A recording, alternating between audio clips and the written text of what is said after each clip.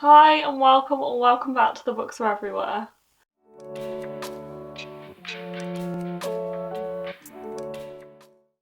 So it is time for April's edition of TBR Mini Golf. Again, I'm really excited to play, but April is going to be a busy month and a bit of a messy month because I'm also going to be taking part in the Magical Readathon, which I'm very excited for, but will probably mean that I have a lot to read in April. So hopefully that goes okay because I will also be busy with uni and doing my dissertation and things like that. But before we start this video and deciding what I will be reading in April, I'm just going to quickly take you through how I did with my March edition. If you would like to watch any previous mini golf TBRs, then they will be linked down below in a playlist, including the first one, so if you wanted to check that out for any other information. And then you can also check out last month's if you want to see how I picked these books. But I will tell you about the ones that I read in March, or am reading in March. So in no particular order, we had author debut, in which I read Lulu and Milagros' Search for Clarity. I did enjoy this one, but it was also a little bit mediocre is like a strong word to use, but it didn't blow me away. I think I gave it 3 stars in the end. I did enjoy it, and I would say if you're looking for a fun summer road trip book with sisters and family, then definitely check it out. It just wasn't mind-blowing for me, and it did read a little young, so I feel like I'd have enjoyed it if I was a bit younger. But yeah, I enjoyed it, I read it, so that's the first one. And then we have Thriller, in which I read Message Not Found by Dante Medema, and I really enjoyed this one. I would say it's more of a slightly slower book about grief than it is a thriller necessarily. There is definitely these thriller mystery elements, but I loved it all the same. It was really emotional. It has some really heartfelt moments. It's about a girl who loses her best friend, and she basically starts talking to her best friend through this chat bot that she creates where she uploads all of their messages. And she starts talking to it, and through that kind of finds out more about what happened to her best friend and how she died. Really interesting, would highly recommend it. This was a 4.5 out of 5 stars. And then we had Purple Book, in which I picked up Tide Song by Wendy Zhu. This is a very cute middle grade graphic novel with beautiful illustrations in it. I'll just try and find some of them. And it has these little dragon type creatures as well. It follows Sophie, who isn't great at magic and is sent off to live with some of her relatives to become better at magic, but also then is kind of roped into doing a lot of chores for them, and also meets these mer people who live in this beautiful Kiki's Delivery style type town on the seaside, and it is just so cute. I gave this 5 out of 5 stars. And then we had most recent purchase, which is The Girl Who Fell Beneath the Sea by Axie O, which I'm actually still reading. It is here. To cut a very long synopsis short, this basically follows a girl who dives into the sea to save her brother, who dived into the sea to save his beloved, and in that gets kind of caught up in this spirit realm which is beneath the sea, and has to try and wake the sea god from slumber, I think. Yeah, who's trapped in an enchanted sleep, and Mina sets out to wake him. So I am looking forward to seeing where this one goes, but I am finding it a bit slower than I expected, so it has taken me a while to get through, but I'm hoping to finish it before the end of the month. And then the last one on here is actually romance, in which I chose to read House of Sky and Breath by Sarah J Maas. I haven't started that yet, and we only have a couple more days left of the month, so I am hoping at this point to just start it by the end of the month and carry it through to April, because I know I'm not going to finish it by the end of the month. It is like 750 pages. I have just been quite busy, and I'm just going to accept that I didn't manage to quite finish this TBR. I would like to still start it in March, and then I can still kind of count it in my head. But if it carries on into April, that's fine. All I do if I don't manage to read one of these books on the TBR is just carry it through to the next month.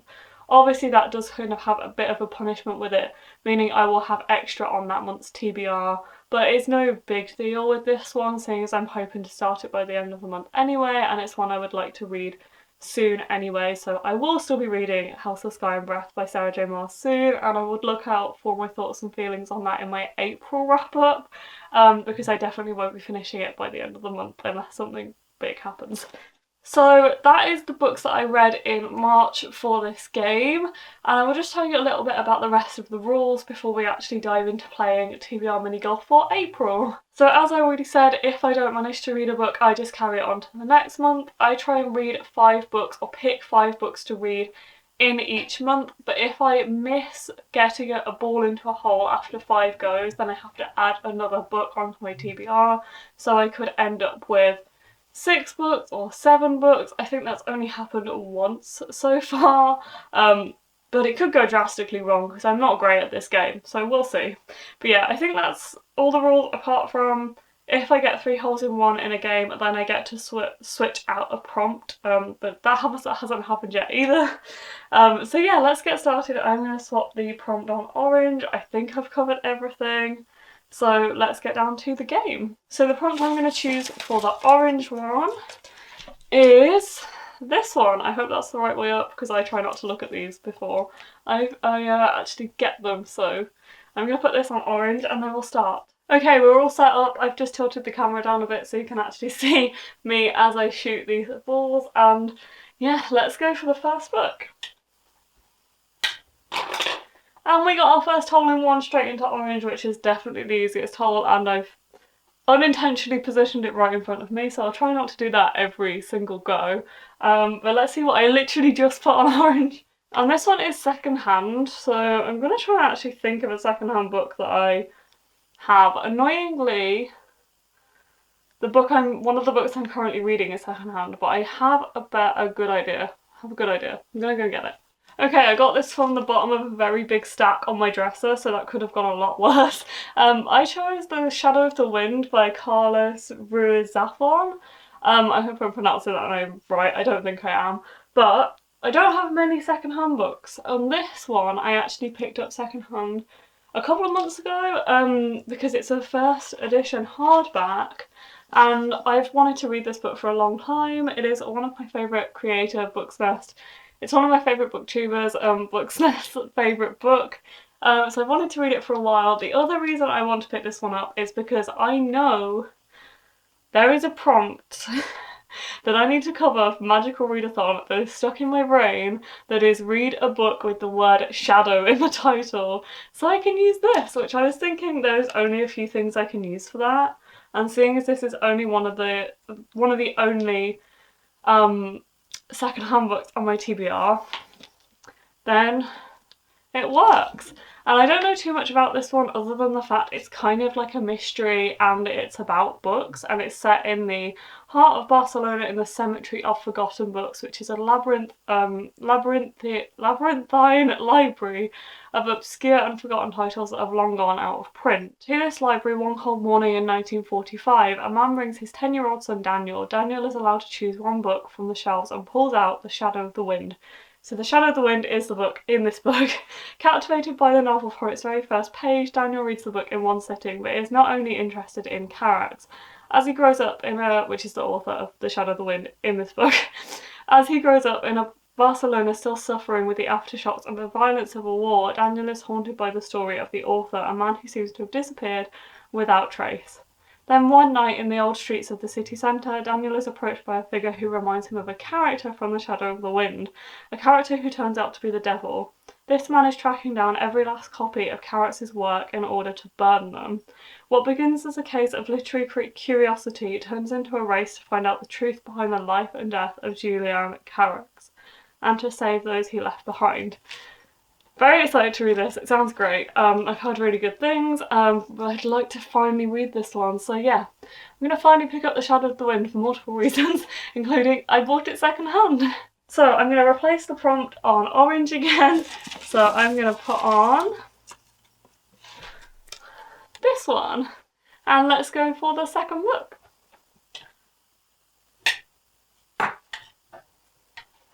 Okay, we went straight through green.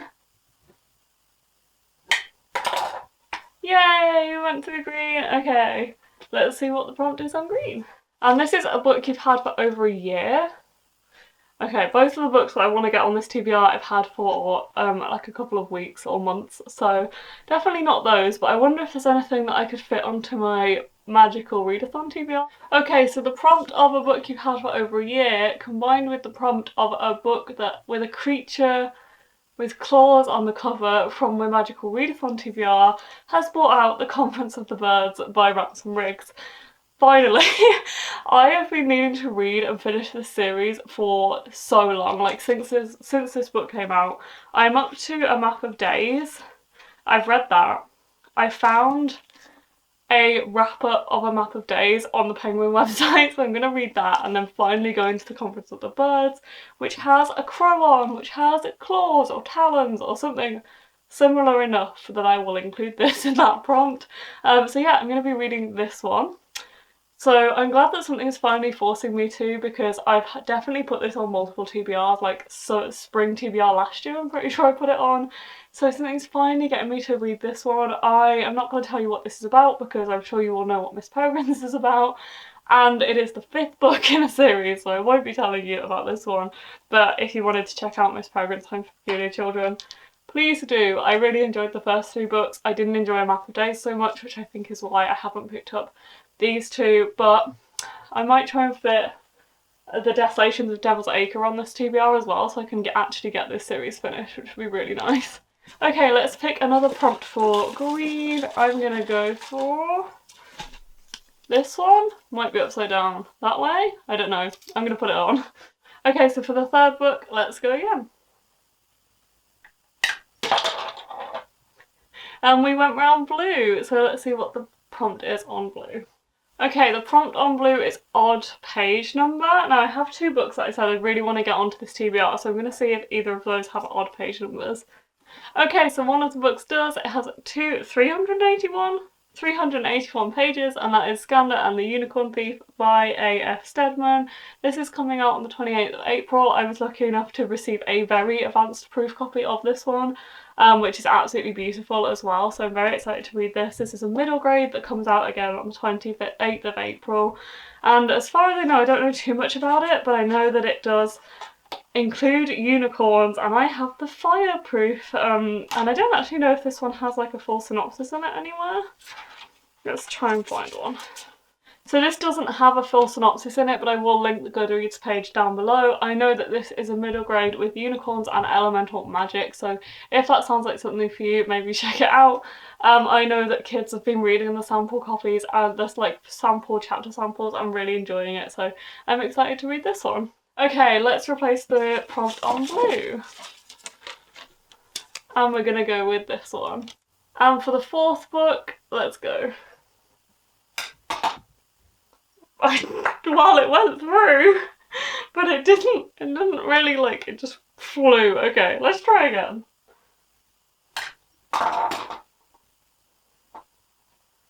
I don't know what's going on. I feel like I just got that, but I got it over 2. I feel like I'm gonna count green. It feels turquoise. It feels weird if I don't count that, because it's kind of gone through in 2 different ways. I don't know what I did there, but let's see what's on turquoise. Okay, so the prompt on turquoise is a new author, and I can include the other book that I wanted to read, which is How to Kidnap the Rich by Rahul Raina. Very excited to read this one. It looks so cool. Love this cover. It is following a guy called Ramesh, who is an examinations consultant, is a cog in the wheel that keeps India's middle classes thriving. He takes an exam for Rudy, who is an intolerably lazy but rich teenager, and accidentally scores the highest mark in the country and propels Rudy to stardom. So this is an electrifying, addictive and fast-paced debut about modern fame and success. Very excited. It's a thriller of the month at Waterstones, so I'm very excited to pick this one up, and thank you to the publishers at Little Brown for sending a copy to my shop, which I then took. So this is a proof copy again, and I'm excited to read this one. And I also must say thank you to Simon & Schuster for Skander and the Unicorn Thief. Okay, let's choose a final prompt for turquoise, and then we'll go for our 5th and hopefully final book. And I'm going to put this prompt on turquoise. Okay, so for the 5th and final book, I don't know where to aim. Let's go. And we've had all of them now, right? Yeah, we've had a prompt from all different holes, so I don't know which one to go for. Okay, mist, green or orange, wherever I was aiming for that. Okay, giving myself a little easy one. Went straight back to orange. But let's see what the prompt is on orange. So the prompt for this one is shortest book, which has come up on my Goodreads as the first volume of Paper Girls by Brian K. Vaughan. I don't know too much about this, but I've been told by Mark, my boyfriend who bought it for me, that it is a kind of Stranger Things 80s vibe. Absolutely love the artwork and art style for it. I've been wanting to start this graphic novel series for a while. I would show you the book, but it's on my top shelf, so I'm not going to get it down right now.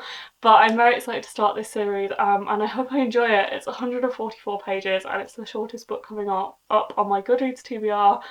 So yeah, that's my fifth and final book on my TBR for April. So I feel like we got a good balance there in terms of we have some chunkier ones and then a middle grade, a thriller, and a graphic novel. I feel like that was pretty good. So let's quickly go through what I got for each prompt. So for the first prompt, which was a second-hand book, I got Shadow of the Wind by Carlos Ruiz Zafón. And then for the second book, which was a book you've had for over a year, that was it, The Conference of the Birds by Ransom Riggs. And then for the third one, which was an odd page number, we have Skanda and the Unicorn Thief by A.F. Steadman. And then new author, we have How to Kidnap the Rich by Rahul Rayner. And then for the last one, which was shortest book, I have Paper Girls Volume 1 by Brian K. Vaughan. I hope you've enjoyed watching this video. There will be another TBR video coming out for April to cover my Magical Readathon TBR once I've actually fleshed that out a bit, which I think I'm going to do in a second. So I hope you've enjoyed this. Look out for any future videos, including my other one for April, and I will see you soon in another video. Bye!